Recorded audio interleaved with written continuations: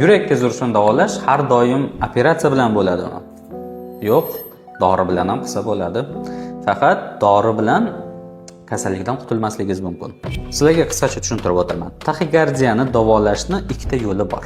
Bu hozir biz albatta xuruj simon, ya'ni proksimal taxikardiya haqida gapiryapmiz. Davolashni to'liq davo yo'li bor, ya'ni bor kasallikni yo'qotish yo'li bor. Ikkinchisi kasallikni kamaytirib yurish bor. Agarda taxikardiyani turi xavfsiz bo'ladigan bo'lsa, ya'ni bu taxikardiya bemorni kam bezovta qiladigan bo'lsa yoki bezovta qilgan taqdirda ham bemorni qon bosimi normal holatda, bemor bu taxikardiyani yaxshi o'tkazsa, bunaqa paytda bemorlar bemalol dori ichib yurishi mumkin. Dorida taxikardiya yo'qolmaydi, lekin kamayishi mumkin. Faraz qiling, yilida 10 marotaba xuruj bo'lyapti, dori ichib, buni 3-4 marotabaga tushirish imkoni bor. Shunaqa holatda tanlov ixtiyorini kasalning o'ziga beramiz. Dori bilan davolanishni tanlasa, dori bilan davolanadi.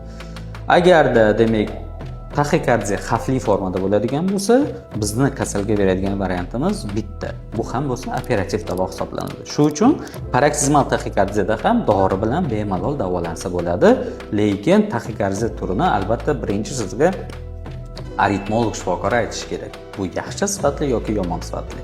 Yaxshi sifatli bo'lsa, xotirjam dorini ichib nazoratda yursangiz bo'ladi.